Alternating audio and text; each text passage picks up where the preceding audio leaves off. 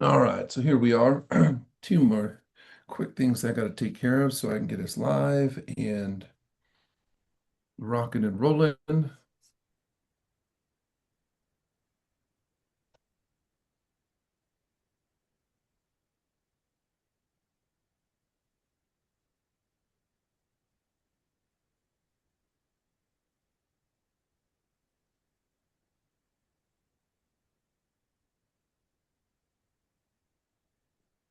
Thanks, Ryan, for doing this. Oh, our pleasure. Thanks for joining us. All right, guys, it is 12 o'clock straight up, so let's go ahead and get this thing started. I'm going to push this thing live out to Facebook. We are also recording today's deal here, so if you want the access to this after the fact, please let us know, and we will be sure to get that right over to you. It's designed to be interactive. We would like you to be able to ask the questions that you want answered. Maybe wait till a little bit later in it, unless it's something that's super relevant for that at the exact moment, because I believe that Jennifer's presentation is pretty comprehensive. So maybe take down the notes or put them in the questions so that we can go back and ask them. The content that she is going to share today is super relevant for where we're at, and it's important for all parties to know, not just escrow or the final user on it. So if you don't already know, which I think would be interesting if you don't, Miss Jennifer Felton, she is kind of a local legend or SoCal legend and massive speaker here locally. Jennifer, if you can, for those that don't know you or it's the first time, would you please introduce yourself?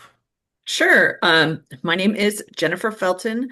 I started my career in customer service at a title company back 32 years ago and transitioned to escrow, then to law, and I've been doing that for 17 years. I've been practicing. So my focus is representing businesses in the real estate space, escrow, title, brokerage.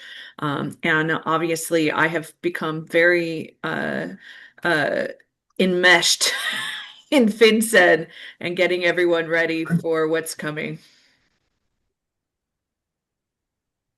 All right. Well, we got a lot of stuff to cover here, so we might as well jump right to it. Again, guys, please take a look at the chat room as well. If you do have questions, you can either put them there, or I believe there used to be a button for questions on there as well. We will do our best to get all of them answered before the end. Victoria and I will both be monitoring the Facebook feed as well. So if you're on Facebook watching, please feel free that you can put the questions on either of the two, and we will do our best to get them answered. So, Jennifer, obviously time is of the essence right now. March 1st is quickly approaching as it looks like it is Sunday. So our first full day of this would be what, February 2nd? A week from today, March 2nd. Yes. So Crazy as that I'm may going to be. get it So what started. is FinCEN first? I should probably ask, right? Yeah. So I'm going to start sharing and we'll go through it. All right. So, okay, we are going to cover a lot of material today. And then again, do feel free to ask questions. We are getting closer and closer, and many of you may have seen me present on this before, but it's important as we get closer that you're starting to see, I'm getting more practical questions from people about now that they're trying to get on the portal and they're trying to vet lenders and they're trying to decide if they're going to work with a title company. There's a lot going on right now in the real world live managing these new rules. So I'm going to go through some history, then I'm going to talk about the fundamentals, and then we're going to look at the actual form and talk about what we're actually doing. So starting out, who is FinCEN? This is a division of the Treasury. So we're talking about the federal government when we're talking about FinCEN. They are specifically a division of the Treasury designed to look for money laundering. And that is the purpose of this report. Unlike the other reporting that we do as escrow professionals, which is aimed at the seller, right? Our 1099s, our FERPTA, our 593, those are all seller aimed documents trying to keep sellers from not getting capital gains and not paying their taxes. This law and this rule and this new reporting is aimed at the buyer. And we're trying to stop bad guys from using real estate to launder money. And the reality is that it happens, and it happens enough that the government took notice and decided to start putting rules in place to try and mitigate the use of real estate by bad guys. So again, we're dealing with the federal government, FinCEN. We keep hearing that FinCEN terminology, and you're going to learn a handful of new acronyms today. We in real estate talk in acronyms a lot. We're going to add some new acronyms to your language if they're new to you. FinCEN's charter allows them to collect, analyze, and disseminate financial information. Their core rule, which is what this rule is permeated under, is called the Bank Secrecy Act, BSA. So when we start doing this filing, we're going to go onto the BSA portal, right? Bank Secrecy Act portal for the federal government and start doing our reporting. If you're an escrow company, you are going to need to set up an account on the government's portal. And when you go into the BSA portal to set up your account, you're going to find out that we don't exist on their list because we're not a bank. So I've gotten this question multiple times. What regulator do I put? Because it's a drop-down menu. It's going to be state, right? So just so you know, one of the questions we're getting, how do I set up my account? What is my regulator? It is the state. We are regulated by the state, not by the federal government. And we're not a bank, one of the core regulated entities of the federal government. That being said, we are absolutely regulated and managed by this new rule. And it is going to, it's designed, again, to look at money laundering and work with other governmental agencies to keep bad guys out of our financial system. So FinCEN has been looking at real estate and actually collecting data about our real estate transactions since 2016. So from the perspective of timing and legality and all that kind of stuff, we're 10 years in to government reporting on real estate transactions. And no challenge to that has been effective so far. And I will tell you, I think any challenge to this rule is going to be have a really high bar to meet, because there's one, no doubt bad guys use real estate to launder money. And two, there's no doubt that we have data that they don't have in the form of the deposits, which are being collected as part of our new reporting. So the constitutionality and the viability of this rule, I think, are pretty strong. And I think any challenge is going to be very hard to win relative to this rule. You have a rule that both sides of the government are a fan of, right? There aren't very many things that the people in Washington agree on, but both Democrats and Republicans believe in government reporting and data collection. And there's no question that the fact that foreign money, which is being tracked by this rule, and investments by other governmental agencies, potentially, we don't realize that, but that is part of this, are part of this analysis and are part of the data that they're trying to collect. And so this is going to be something that both sides agree on, that they want us collecting this data. How much data, what data, how viable the data is for actually reaching their goals, those are all fair questions. When we actually look at the form and we talk about the data, some of these questions make no sense. Some of the data that we're collecting under the new rule is not likely to lead to anything useful. The new rule has 111 data points that we're collecting relative to any given transaction.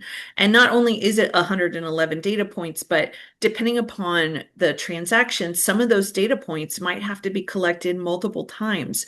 So it's not even just limited to 111. It could be multiples of that, depending upon how many buyers, how many properties, how many sellers, how many deposits, how many beneficial owners there are on any given transaction.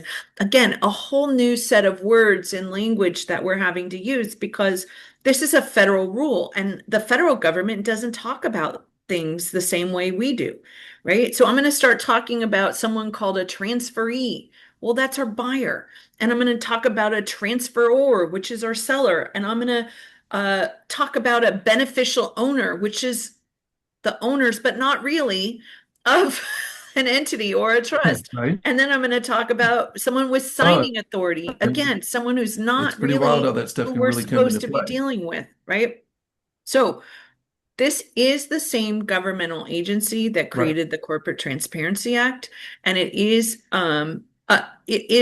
data collection similar to what we were doing under the Corporate Transparency Act.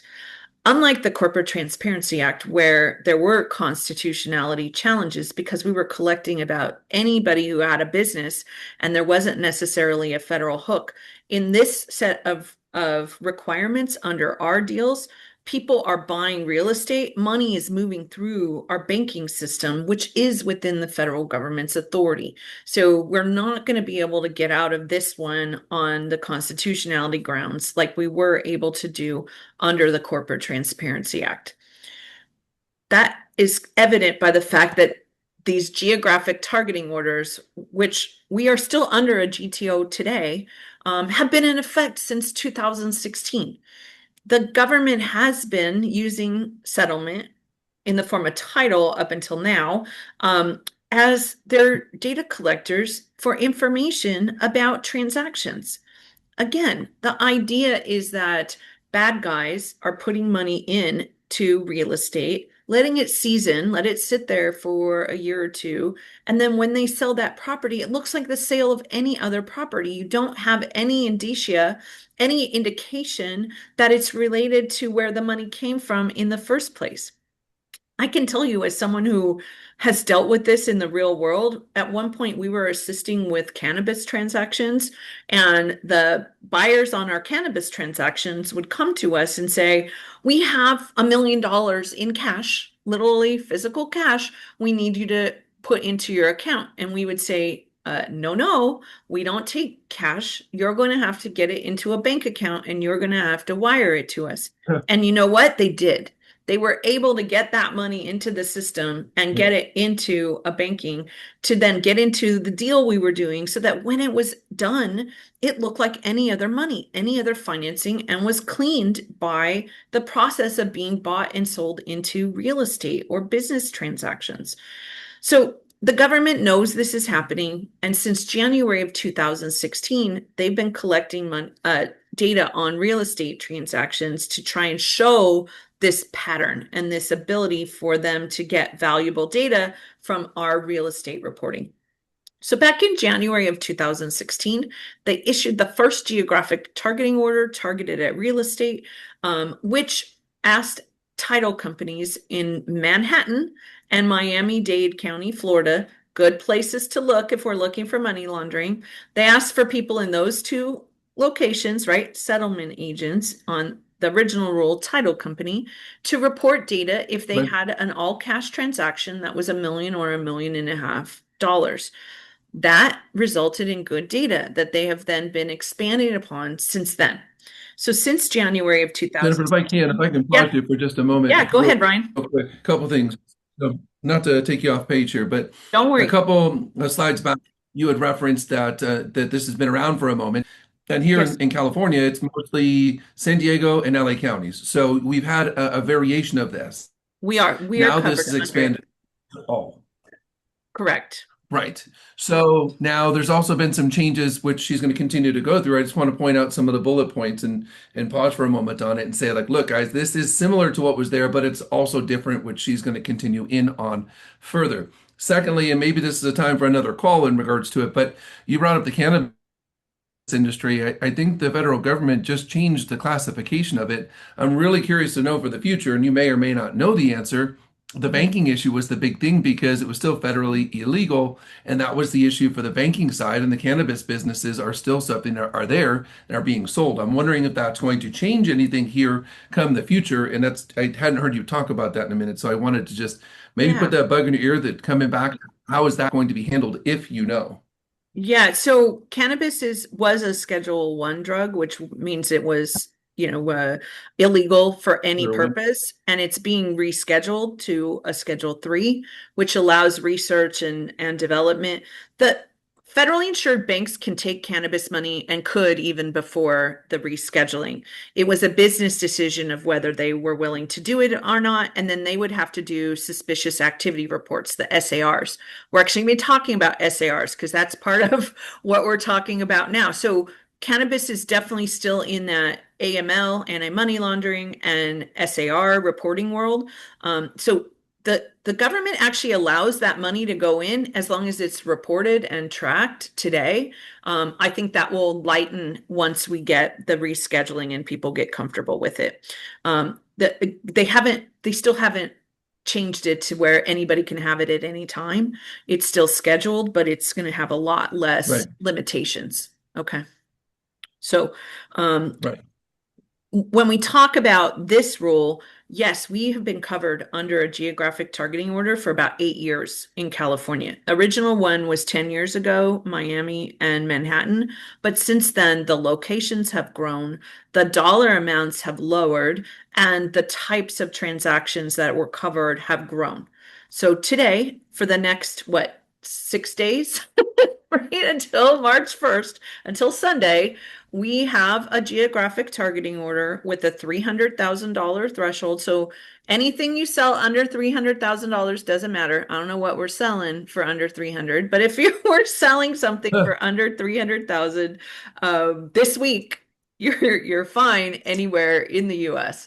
The rule does currently and will continue to cover residential real estate transactions where we're not getting financing, but the definition of financing is going to change. Right now, the rule covers where the buyer is an entity. It is expanding to include trusts. And then again, currently the title company is the mandatory reporter, and the settlement agent is going to be the mandatory reporter under the new rule. So California has 5 counties today: San Diego, Los Angeles, San Francisco, San Mateo, and Santa Clara. So today, if we have a GTO, a FinCEN transaction, this is the form that would be used to collect the data. This form was put out by the American Land Title Association, ALTA, another acronym, right? Because it was a title company reporting obligation. So ALTA created a form to collect the data. When you actually look at this form, it's 4 pages, but the reality is that the core data is actually only 2 pages long. Pages 3 and 4 are only needed if we have multiple beneficial owners under the rule. We only actually need 1 and 2 for most transactions. And it's about 40 data points that we're collecting under the old rule. The new rule, like I said, is 111 data points. So we're tripling the number of data points that we're collecting. And the old rule only impacts the buyer. The new rule impacts the seller. It impacts escrow. It could impact the lender as well if the lender is not an anti-money laundering regulated lender. So again, a huge expansion of data collection happening when we get to a week from today, next Monday. All right. Under the current rule, when we have a FinCEN transaction, it's more paperwork. It can cause delays if we don't collect the info, because under the current rule, the title company gets fined if they don't report. People don't like the idea of the government having their information. It creates anxiety, stress. And with the new rule in particular, the amount of time that we are estimating it will take to complete a report is an hour and a half to 2 hours by Guys, the listen settlement up here. agent. Yeah. So an hour and a half to two Did you hear hours. that piece? I want to pause on that. She said an hour and a half to 2 hours. So a huge point to point out is that this is going to incur additional fees because most companies that are going to be doing this are going to have to hire someone to do this data entry. It's still Correct. yet to be seen as to what those charges are estimated to be. I've heard everything from 150 to 450 on it, and she's going to get further into it, but it's just a tremendous amount of information. It is. It's a lot more data and it takes a lot more analysis. Under the old rule, the title company, when they opened a file, could easily determine if it was a reportable transaction or not. Under the new rule, the checklist I created to figure out if it's a reportable transaction is 3 pages long. Just figuring out if we have to report is going to take time, let alone if we actually have to report. Okay. So we are dealing with a program where the data is being put into a government database. So the whoever does the data collection has to go onto a government portal and upload the data. There are different ways that can happen, but the ultimate result is the same in that all that data is in some government database. The government is then using AI, right? They're using artificial intelligence to go through that database and try to find data and people and numbers that they think are suspicious, right? Suspicious persons list, OFAC, all those kinds of things are part of this collaboration, this data collection, looking for suspicious people, suspicious information. If it is found, it is given to an analyst. So that's a person. All this happens before a person touches it. All of this is happening after close of escrow, guys. All right. So none of this is going to stop your deal from closing as long as the data that is needed is collected by escrow or title prior to close of escrow, the deal can close. The government is not analyzing it prior to close to determine if it's dirty or not. No one's going to show up at your escrow office and say, no, you can't close this deal. It is going to happen months or years after close of escrow that some analyst, if they think there's something going on, will review it. If they think it is a dirty deal, they will refer it to law enforcement. Because again, FinCEN, like I said, they work with other governmental agencies. They don't have a police force of their own. So if they find a dirty deal, they're going to report it to the FBI, the CIA, Secret Service, one of those governmental agencies, and they are actually going to go out and seize the property. And FinCEN has done this, and they've publicized multiple times when they have, as a result of the current reporting, which is much less information and much easier to avoid, by the way. They've still been able to catch bad guys. So in 2019, a Chinese construction company, he had bribes and dirty money. They were able to seize that property in San Francisco. In 2020, a deal in Miami, they caught a Mexican drug lord. And then in 2021, back here in our lovely California, a crypto exchange owner was stealing money, and they were able to catch him and seize that property. So they have been successful with the program, even as it is, despite the fact that when the government audited the program, so there's an office at the government called the Government Accountability Office. So federal government accountability office audits all the other government programs. So they audited the GTO program in 2020, and they said it wasn't doing a good job. It said it found that FinCEN lacked detailed documented procedures to help direct the GTO's implementation and evaluation. They were not doing a good job with the data. Now, understand, we're going to have 100 times more data under the new rule, at least. So good luck with FinCEN and how well they're going to manage this data, since they couldn't manage with the little amount of data they had. But here we go. Full data.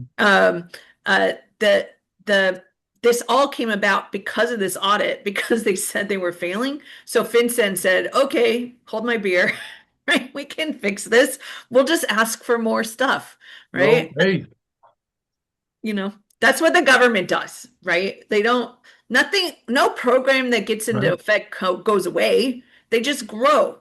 And that's what's happened here, right? So in February of 2024, Janet Yellen, the then head of the Treasury, proposes the expansion that we're getting.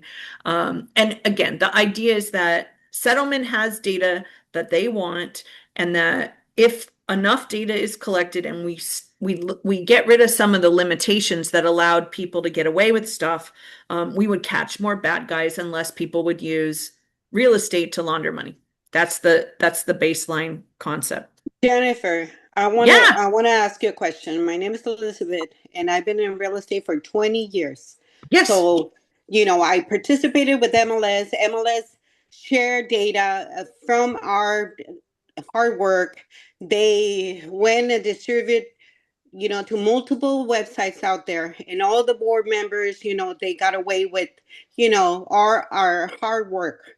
Now, I never got anything else by just dues and fees and everything. I've been experienced with REO properties in the past. I worked with an REO broker, and I was doing multiple transactions for them, which it had to do with title companies that were participating. So I was an insider, moving properties for this REO broker in the Okay. past. So I'm aware that title companies are also doing things, and they're investing in properties, and they're also participating with different lenders, and they have their favorite title companies, construction companies, and they're pocketing money, and they're becoming successful on whatever they have on their feed. My data and my computers, they've been hacked. I've been on breach. Hey, Elizabeth, They're real quick. no, Elizabeth, hold real on, quick. hold on, Ryan. Hold on a minute, because you know what I'm talking about. I do, but I've this been has nothing to working do in with real our estate subject for today. a We long still time. have a lot of I stuff to go through. participated in this meeting because I want to know what's the disclaimer as well. Are you guys are going into my data as well in my phone? What is this about? Because as I know, you guys all have a benefit on moving deals, and I'm aware. So, I work very, very hard paying dues and knocking on doors and participating in different meetings. But I'm aware that some of you are also doing investments within your reach. So, if I am a target for you guys to come after me, or if this is going to benefit me, I want to know what is the reason. I was invited and I participated I'm just trying willingly. to figure out because we have a lot of material to cover, Elizabeth, out of Yes, respect. yes, I And we're know. trying to cover But on the if topic it's of fees. going to benefit me, And this in doesn't what really have way? anything to do with that piece. Because Well, some of you are already There's doing 60 other moving people. money and moving properties and investing, with. I'm sorry, guys. ultimately, yeah, this program is about trying to catch bad guys laundering money through real estate, right? And so any deal where an investor is buying could be reported, and the government will have that data to see if money laundering is happening, right? I mean, that's what this is about. And we are all affected by bad guys using our financial system inappropriately. So back to where I was at from a organizational standpoint. My slides help me keep organized, guys. So where we were at was we just had Janet Yellen propose this new rule. It got approved in August of 2024. So over a year and a half ago, this rule went into effect with the original start date of December 1st of 2025. But part of the problem with the December 1st start date was that we were still waiting for FinCEN to give us a clear guidance on what data points they wanted to collect. They originally proposed 111 data points, but they opened it up for public comment and asked that we have the opportunity to look and see what that was. And people like California Escrow Association and Escrow Institute and the attorneys, we all sent in comments saying, we don't think this is the best data. Maybe you shouldn't collect this. How are we going to be able to collect that? Right? All kinds of questions, comments, lots and lots of them. And we didn't get a response. And the date kept coming and coming and coming. And we were Right. all sitting here going, how are we going to do this? And then on September 30th of 2025, right? So 2 months before the rule is going to go into effect, FinCEN posted an update on their website. This date is super important because the day after this, remember, we're talking about the federal government here. The next day, October 1st of 2025, the government went on a shutdown, right? So the government went on vacation the day after they posted this. This was posted with the knowledge that they were going to be gone for who knows how long. ended up being about 2 months. So they would have been gone till about December 1st, which is the start date of this new rule, or was. And that's when they said, oh, hi guys, we looked at all your comments. We know you didn't like what we were asking for, but we know better. And so we are going to collect the original 111 data points that we proposed. And since we're going to be on vacation and we don't know when we're going to be back, and we still have to program the database still isn't up, you guys, by the way. We're a week away and you still cannot get into the portal and try to input data. Now, again, no reporting is going to happen until March 1st. It's all based on closings that have to happen after March 1st, but we still don't actually have the final form. We have the data points, so we know what 111 items we need, but the form that is available still says it is a demo. It's not the final form, and the database isn't up. We can't go in there and see what we're going to be doing yet. They had a program just like we did. So on September 30th, they gave us the list of data points. They gave us a sample form and they said, we're going to give you guys, because we're so generous, a little more time. And that's when we got the March 1st date. All right. So what we now have, the reporting is going to cover real estate transactions that meet 3 criteria. And all 3 criteria have to be met. 1, it has to be a residential real estate transaction.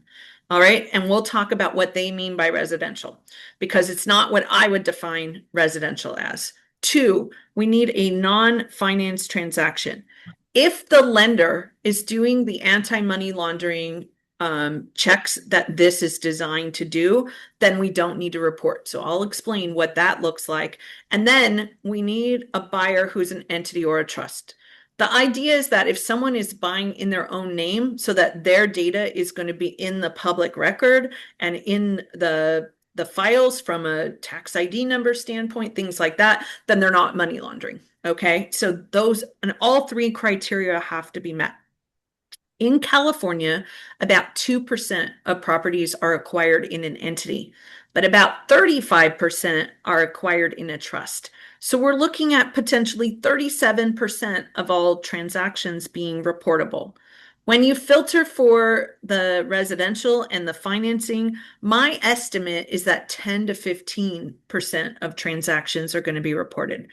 That's great that it's not 100%, because again, I talked about an hour and a half to 2 hours to manage this on the settlement side. But we're still talking about a lot of transactions and a lot of time and effort going into this. Oh, and the consumers and their frustration and angst, because there's a whole bunch of data that's collected. The property information, the reporting person's information, yeah, our stuff, we got to put our data in there. The buyer entity and trust and information about it, the beneficial owners of the buyer, which is a very odd thing. We'll talk about what that means. The seller's information. So again, our sellers are being pulled into this. The purchase price and the source of funds. So all the deposits, information about all of them are all reported under this new rule.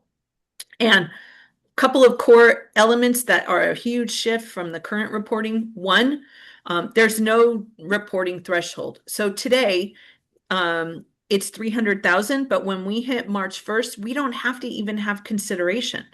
This wraps in people like me, attorneys who do estate planning, because now we have to analyze every deed we do into a trust to see if it's reportable or not. In addition, we have that limitation of location going away. Remember, I showed you the 5 counties in California that were covered? Under the new rule, all that goes away. If it is land anywhere in the US or a territory, so Guam, Puerto Rico, doesn't matter, it is potentially covered if all the criteria are met. The next question I keep getting, March 1st, what does March 1st mean? Is it when they sign the purchase agreement after March 1st? No. It is when the deed is recorded. Okay, so you guys almost certainly have files on your desk today that are going to close after March 1st that are reportable. You need to be making sure that anything that is going to record, the deed is the trigger. Again, you don't have to have consideration. You don't have to have a purchase agreement. Non-sale transactions where a deed is being recorded without consideration are reportable, which is potentially an accommodation. So things you want to really think about whether we're going to do accommodations anymore and what does that look like. I got an email today where someone is like, well, you know, it's a refi. So this happens a lot, right? Refi, they're in a trust. They want us to take it out of the trust to do the refi and then put it back in the trust. And the person emailing me is like, well, you know, it closes in the trust, so the putting it back in the trust is just an accommodation, so it doesn't count, right? And I'm like, no. Accommodation means nothing in the federal Well, now that you've government's been asking stuff, terminology. guys, I want to remind you. Correct. And in the same token, same breath, the title industry has really struggled with accommodations, as has escrow companies for some Yeah. time. I would imagine, and I know that from our standpoint, they've kind of pulled back and said that they don't want to do any anymore after March 1st because of this whole Right. reporting requirement and who would need to be done. So think about it, guys. If it's going to take 1 to 2 hours to submit this stuff, and you're moving it into a trust, or you're doing these accommodation deeds for people, it's going to end up coming back to the doc prep services and things of that nature, and their fees are, of course, going to go up accordingly. Yeah. I can tell you we're an authorized electronic recorder at our law firm, and we record documents. We will be analyzing every document, and if it is a reportable transaction, we'll be charging a fee and collecting the data because recording services, if you record the document, you're a mandatory reporter. Okay. That means title and escrow. If you're accommodating, not you don't even have to prepare it to be a mandatory reporter under the rule. Okay. So March 1st is the date if Right. the deed records after March 1st. Okay. So let's talk about what a residential transaction is under FinCEN's definition. Residential is real property located in the United States containing structures designed principally for occupancy by 1 to 4 families. This is our traditional residential, a single family home, a duplex, a triplex, or a quadruplex. 5 and more is multifamily and generally not considered residential. So in that regard, we're in normal world. But then we start to go a little wonky. The next one, land located in the United States on which the transferee intends to build a structure designed principally for occupancy by 1 to 4 families. So we have to ask the buyer if it's vacant land, if they plan to build residences on the property, and if they do, then it's potentially reportable. Next, a unit designed principally for occupancy by 1 to 4 families within a structure on land located in the United States. That is a condominium or an attached mobile home. I was able to get confirmation from FinCEN that a detached mobile home where there is no deed recording, right? We deal with HCD on detached mobile homes, is not reportable. Okay. So but once that mobile home is attached, it's now real property and it does get reported. Okay. So you're going to have to know, which we would, detached or attached, and detached where it's Jennifer, if I can HDD. clarify. Not reportable, attached, it is. The next one, shares in a cooperative housing corporation. So they are transferred via a deed, co-ops in California. But they're shares. They're not, you don't actually own land, but that's covered under this rule. And mixed use property if there are residential units in the mixed use property, which we would never consider residential and doesn't qualify for residential financing. But that is the definition. And if you read the rule, which is pages and pages of gobbledygook, they really care very much about why they think these things are important. I don't happen to agree with them, but it is what it is. There's no question that they have thought about and determined that these are the types of properties they want to collect data on. The reality is bad guys can launder money in an apartment building or a car wash or any other commercial property. But I'm not complaining, because if they thought that, we would be collecting a lot more data and we would be at 50 or 100% of transactions instead of 10 to 15. So we'll let them say that's not important. We will agree that it's not important, and we will move on from the definition of what's residential. So then the next thing is whether it's financed or not. And remember, all of these criteria, if we can get out for any of the reasons I'm talking about, we're out. So if it is not residential, it doesn't matter who the buyer is, and it doesn't matter what the financing is. If the financing gets us out, it doesn't matter what type of property or who's buying. And if our buyers are physical people, non entities, right? Trust or corporation, LLC, right? It's not reportable, no matter how they're financing it or no matter what type of property. So all three criteria have to be met for it to be reportable. I'm going to tell you to take the position that every deal is reportable unless you can disqualify it. And the reason I'm taking that position is because if you underreport, you can get fined. If you overreport, you might have an unhappy client. That's your worst case scenario. The fines under this rule are potentially over $200,000. So we do not want to play games with whether we're reporting or not. Okay. So when we're talking about financing, obviously an all cash transaction is reportable. A seller carryback or private lending is reportable. The only time the lender gets us out is when they're a BSA, right? Bank Secrecy Act mandatory reporter under the anti-money laundering rules and the suspicious activity report rules. So that's the only time the lender gets us out. When we're talking about that, we also have to make sure that the lender is lending to the property that's being deeded. That is a requirement. So if they go take money out of a different property and get a loan, but it's not secured by the property that we're selling, that doesn't count.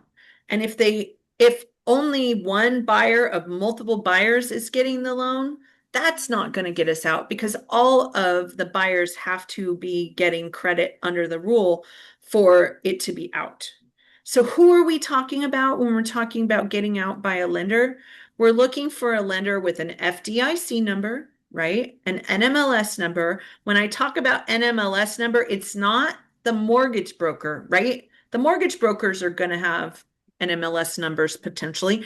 That's not getting us out. The lender has to be an NMLS member or the lender has to be a member of the NCUA. If you can identify one of those numbers for the lender, then we don't have to report.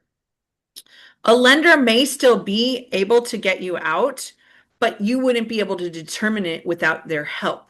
If they're not one of those, then you have to ask them if they are exempt, and then they would have to certify in writing that they are for you to get out. So about on the 13th, about a week ago, the FinCEN put out a Q&A. So this is the new Q&A from FinCEN. It is 29 pages long. It specifically talks about lenders who may get you out, and it says you can accept a declaration from them. I'm going to tell you, don't take something from the processor. You want something from compliance from the lender saying that they're out. As long as you get that in your file and the lender's not a person, that's specifically referenced. Bob Smith can't say, oh, I'm a AML lender, so I don't have to report. No. It has to be an entity. And they have to have a big enough company that they have a compliance department where an attorney will sign off saying they're a member. But if that they have these rules, as long as that's the case, then the lender gets us out from reporting. From our perspective, I have a quick question about just yeah, process from this go regard. ahead. So, I mean, do we need confirmation from the lender to have done our due diligence for exemption from reporting, or can we go to one of these federal agencies that have provided them with an FDIC, NMLS, or NCUA and confirm on our end, and then just, be done with it, not even have to go back and forth? Correct. You can rely on those numbers. If they have one of those numbers, they're out. They're mandatory, right? You cannot be a member of one of those groups without being a mandatory reporter. But again, if the lender is saying they are, but they aren't one of those, that's when we need something from them. in writing. Okay. I'm going to say, so I created a checklist to determine if a transaction is reportable. 99% of the checklist is all escrow making the determination. We don't need the other people to figure out most of this stuff. We can figure it out by looking at our file. The only time we need someone else is one, this lender situation. If the lender is out but doesn't have one of those numbers. If the buyer's buying land and they say they're not going to build residential, we need them to give us that in writing. And the rule says, and the Q&A say they have to say so under penalty of perjury in writing. And then I'm going to talk about, I'm almost to it, of the types of entities that are exempt. So there are a handful of entities that are exempt. If they are an exempt entity, they have to certify to that exemption as well. So, and I'm going to have you as escrow looking at your files when you open them to make this determination, because we got to collect all this data. We don't want to wait till the end and then be like, oh, hi, by the way, I need 111 data points and we're closing tomorrow. Oh, now, well, we're not closing tomorrow, right? So we want to ask for this stuff up front. But I'm going to tell you, you're going to want to look at your file when you open and analyze it. But you're going to want to look again when we're at loan documents, because if we're dealing with a mortgage broker, for example, we may not know who the actual lender is until we get loan docs. Or maybe they opened and they were getting a loan with B of A, but B of A wouldn't write it and they had to change. And now we're with a different lender, right? So this stuff could change. Maybe they weren't buying in their trust and now they are, or they weren't buying an entity or now they are. Maybe they needed to add a borrower to qualify and now that borrower is triggering them reporting when it wasn't before, right? So things are going to change through our transactions and we're going to analyze them. As long as you can document, so this rule has a 5-year record retention requirement. As long as you can document that you analyzed it and you reasonably said it wasn't reported, I feel pretty good that you're going to be okay, but you want to keep that record of how you did that. If it's an NCUA, you print out this lender's a member of NCUA. We're out and you're good to go. All right. So now let's talk about who is the mandatory people that we report about.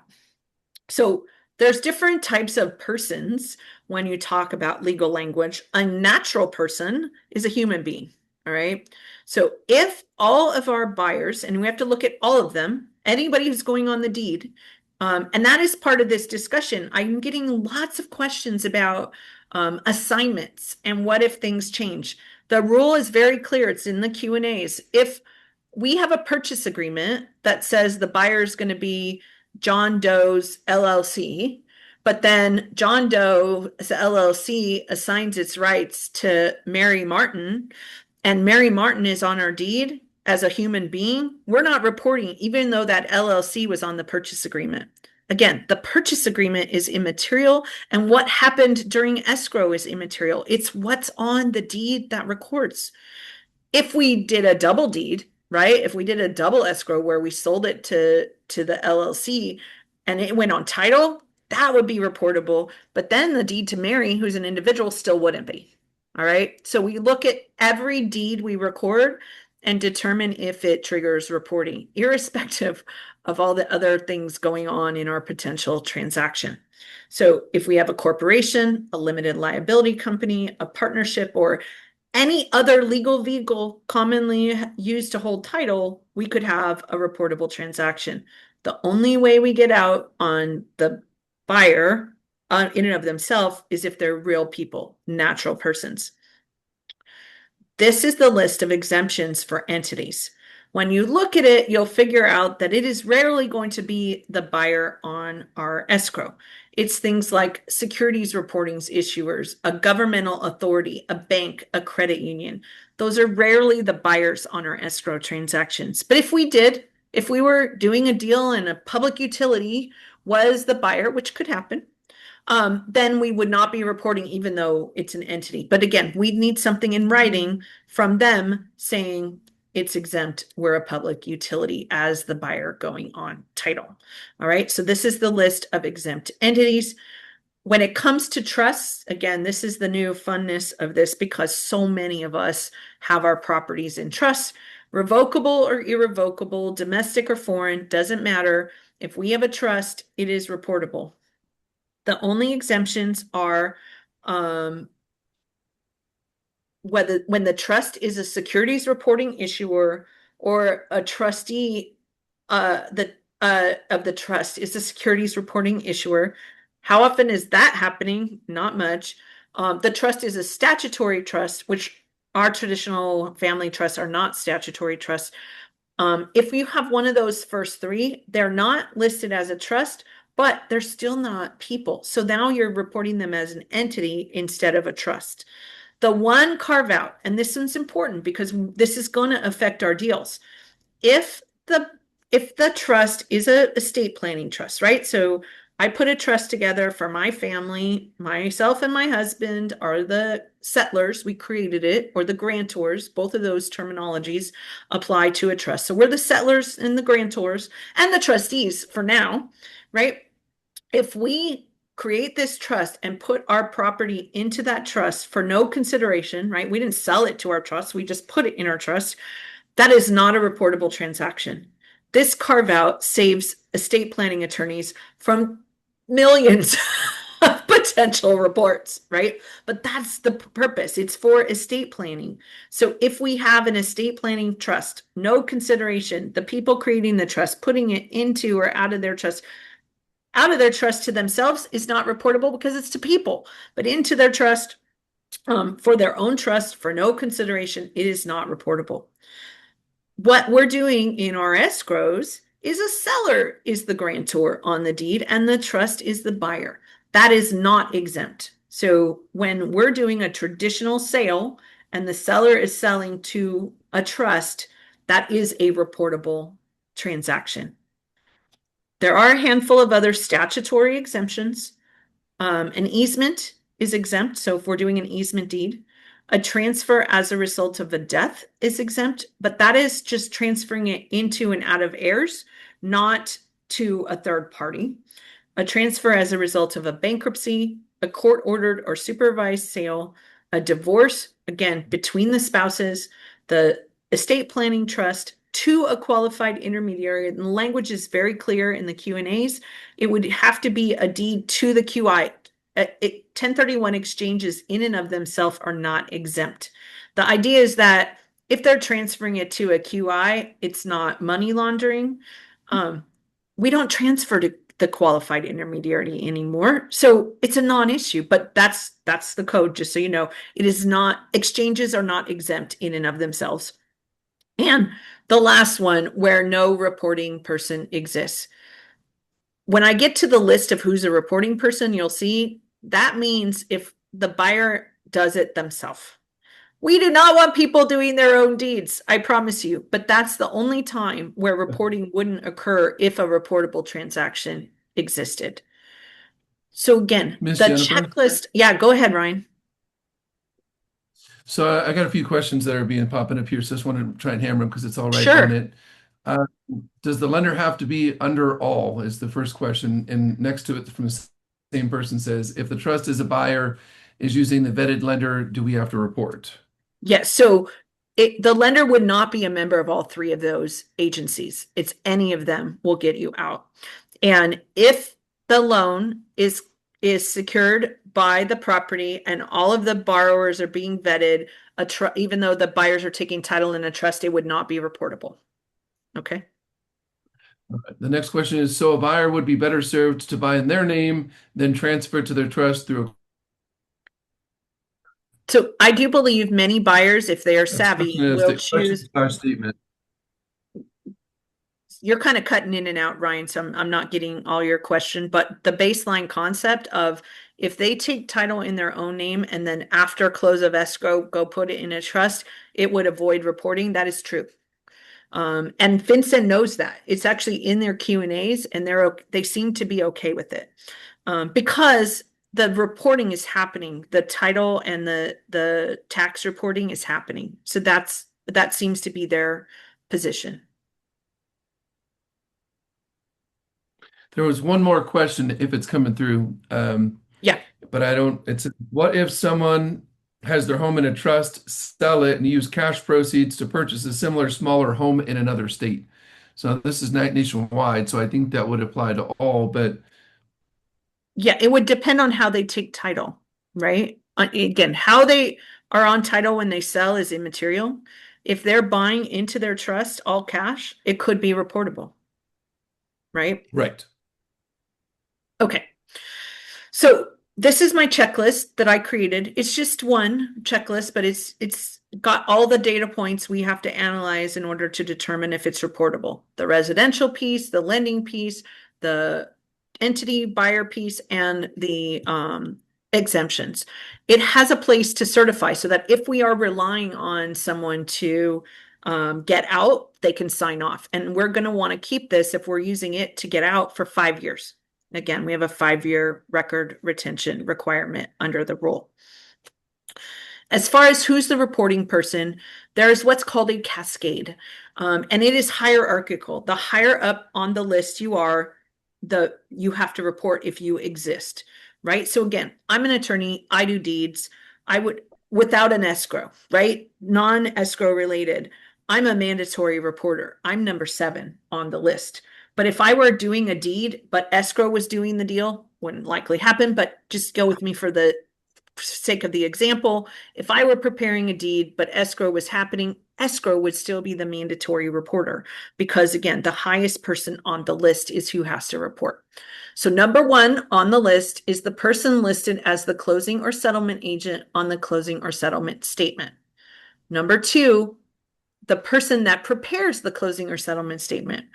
That means you can't just not put your name on it and get out, right? If you are Right. doing a closing, you are the mandatory reporter. Then the person that files with the recordation office. So again, anyone who records a document, any recording service, title company, escrow company, attorney, if we record something for someone else, we are mandatory reporters. Then anyone who underwrites a title policy of insurance. So the title company underwriter is a mandatory reporter.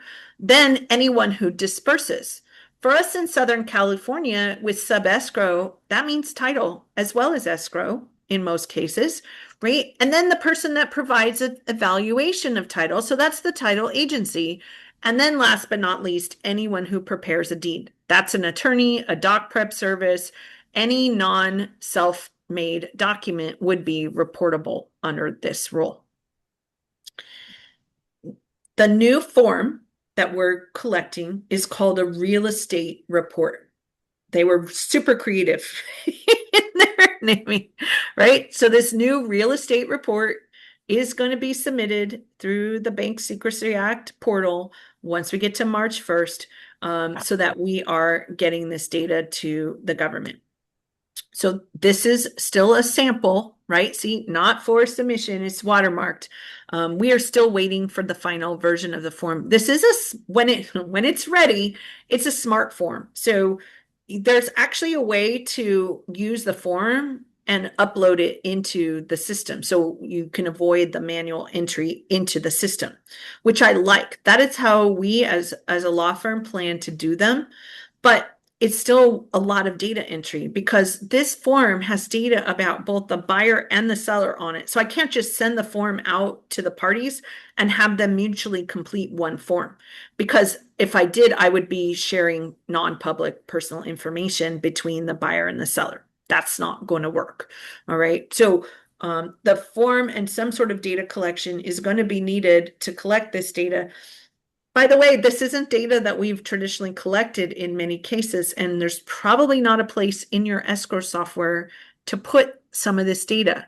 So when you look at this form, you can see the different fields are different colors. The yellow fields are mandatory. If there's a yellow field, it must be completed. The gray fields are optional and they depend on how you answer a question prior to them. So for example, on page 1, question 1, type of filing. A is initial report. If we check that box, then you move on to 2, which will fill in itself if you're manually doing this data. Number 2 is a corrected or amended report. If you check that box, then you have to put in the number of the original report. Remember, we have a 5-year record retention requirement. So we have to keep a record of our reports and they're going to be assigned a number. You're going to want to keep that number and show that information. And you would need that if you were doing a correction.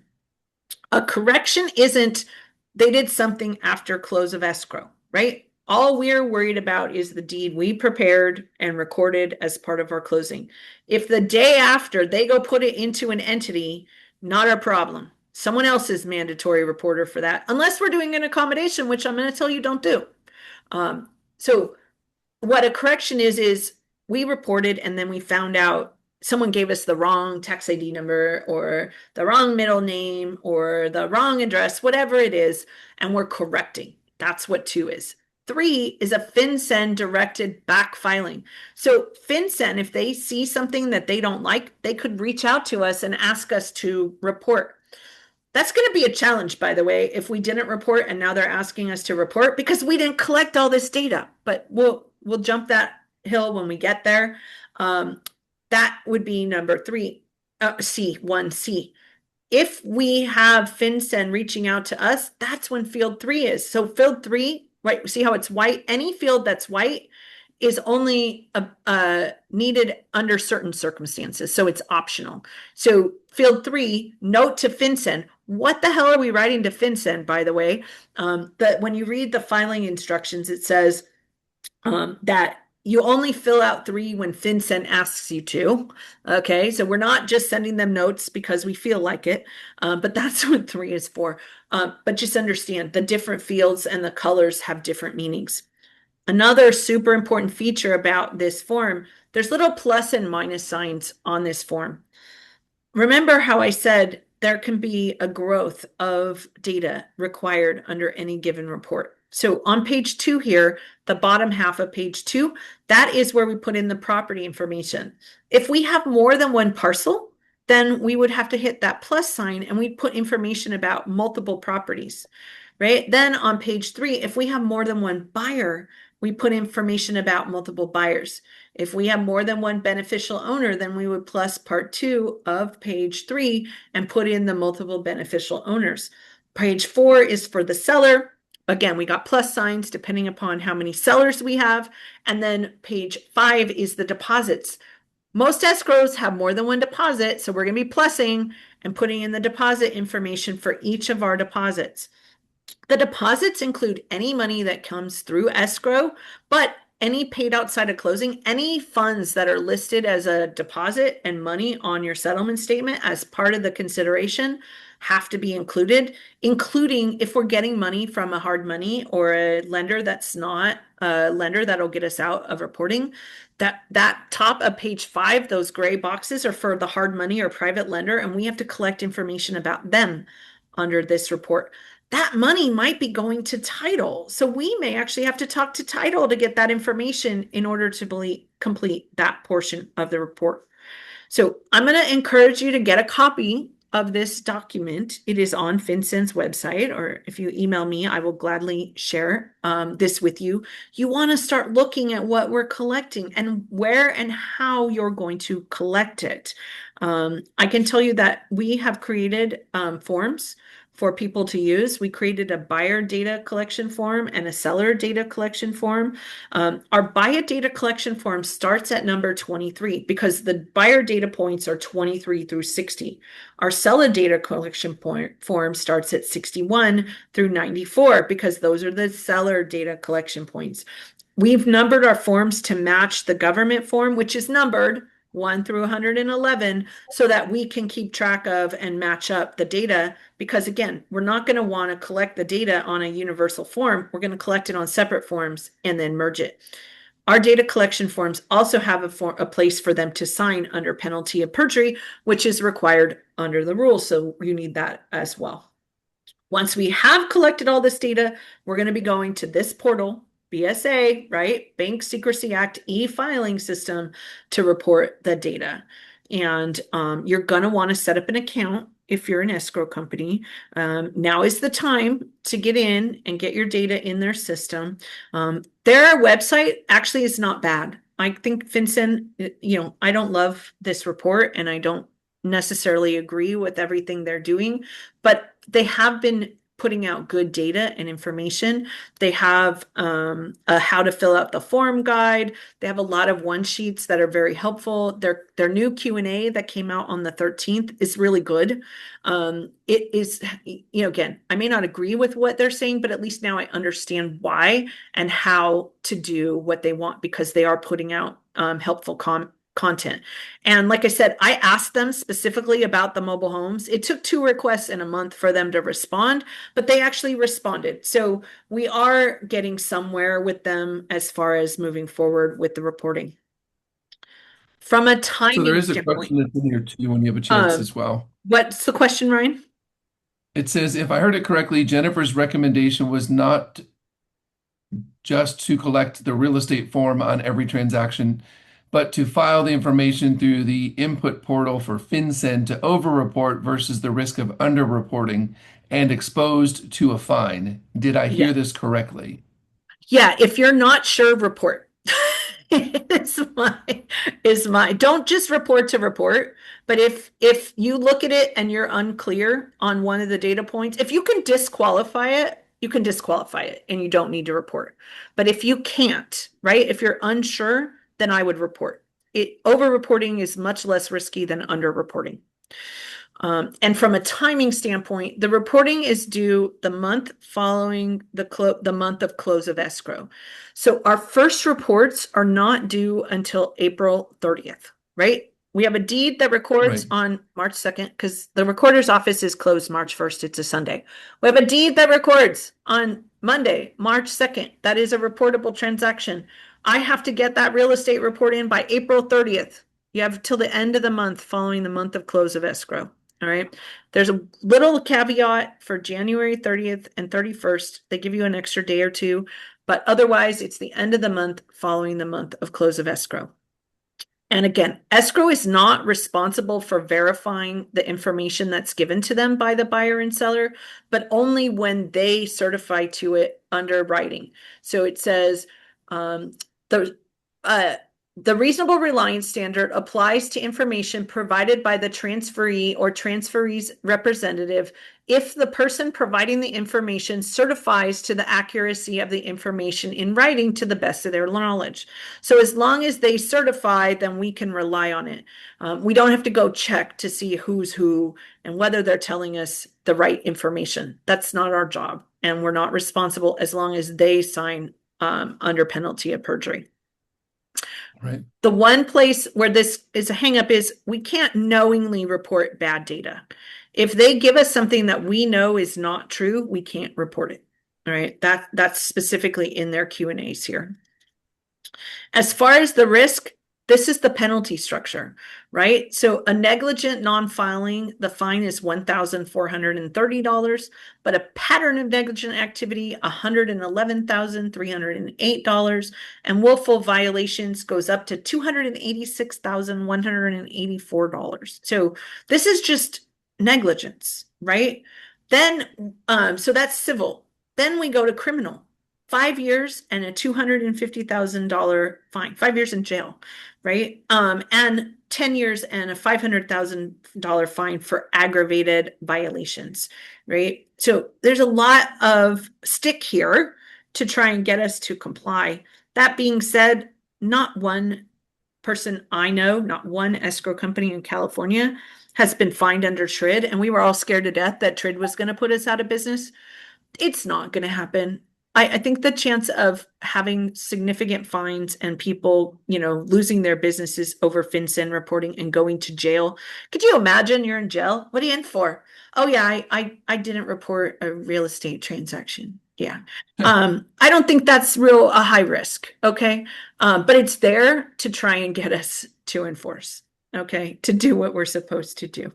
As far as how so Larry, the guy that asked the question on, go ahead. he just responded, said it's unlikely it's rejected, and I just want to make sure I point that out, and you can probably confirm it. Is the fact that it's not going to be rejected. You're just submitting. It's not a reject or not kind of deal. It's Correct. literally just inputting the data pushing in the information that they do. So it's not going to stop a transaction from that kind of thing. Right. However, I would say that any escrow company or reporting company shouldn't close their file if they don't have the documentation because the fines are so severe. Right. And you have to fill in all the required fields. So if one of the required fields is left blank, you can't submit. Right. So you just have to Right. submit, but you have to submit a complete report. Now, complete means all the fields are filled in, not accurate. Those are not necessarily the same word, right? As long as all the mandatory fields are filled in, it will be accepted. There's a whole list of like non-acceptable words. So be careful. You can't use none or NA or like there's a whole like you got to fill in real data on the form, right? Just because I know that we've lost some folks on it, and I know there's some people on it. We're definitely over an hour at this point. Yes. And for those that are hanging on, saying like, "Hey, how much longer do you think we got? What do you think? How many slides we still got?" 3. Perfect. All right. So if you're hanging on, you're like, I just want to know if I get to the end. We're almost there, guys. So thank you for hanging in on us with this. It's just a lot of information, and this is It probably is. an hour and a half hour presentation. We're doing our best to get it to you as condensed as we possibly can. Yeah, we're at the last couple slides, and these are important because it's the tools we have to help get compliance from the buyer and seller. So CAR created a form for this reporting, right? It's the FRRPA form. It has been popping out with purchase agreements since September, and it creates a timeline. It is a 7-day window for reporting. The trigger for the reporting and the buyer and seller data collection is escrow asking for the information. Okay, so it's super important that you understand that. It doesn't, just because they opened an escrow doesn't mean they have 7 days to give you the data. They have 7 days from the day you ask for the data to give it to you, which is why we do not want to be waiting till the end of our deals to ask for data. So just know this is happening. The GTO language is still in the RPA as well. So both are in our purchase agreements today. CAR has said that they will be building this into the purchase agreements in the June forms change. So we'll have a integrated language once we get to June. And, you know, for our real estate agents, you are not mandatory reporters, but you need to know about this. You need to be talking to your buyers and sellers, and you need to be helping escrow when we need to collect this data. Remember, there's a CAR form and a 7-day timeline, but the only person who can enforce the timeline is the other side. Escrow cannot enforce a CAR form or a deadline, only the other side. So if the buyer hasn't given their data, the seller would have to put in a notice to perform or vice versa. Escrow can't do that. All right. So the agents are going to be necessary to help compliance if we're struggling to get data. I can tell you we struggle to get statements of information completed. So if you think getting an SI is hard, wait till we start trying to collect beneficial ownership information. You're going to have a lot of challenges from that perspective. So that's my set presentation for this version. I have been talking about this nonstop for at least a month now. If you have more questions, feel free to reach out. And then I don't know if there's any other questions that you have, Ryan, that you want me to go over before we log off.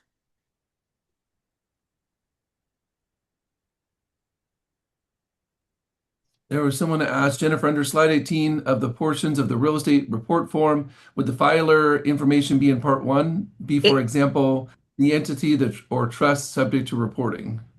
The filer information is the escrow company information. That's what's on page 2. And then the property information, part 3 is the transferee, the buyer information. So the entity or trust information is the top of page 3. It starts at number 23 on the form. And then the beneficial owner information is the second half of page 3. Okay. Larry asks, should we change our general provisions? Question mark. I definitely am encouraging my escrow clients to have a general provision for this purpose. I am not encouraging an escrow instruction because an escrow instruction has to be signed and authorized. This is mandatory reporting. So I built it into our general provisions with the 1099 and the FIRPTA and the 593, which are mandatory. So if you're interested, if you want just the FIRPTA I'm sorry, yeah, the FinCEN GP, I'm giving that out. We updated our GPs for 2026, so we have made significant changes besides just this. If you want that, there's a fee. So just email me and we'll give you options and you can decide what you want, or go to your attorney if I'm not your attorney.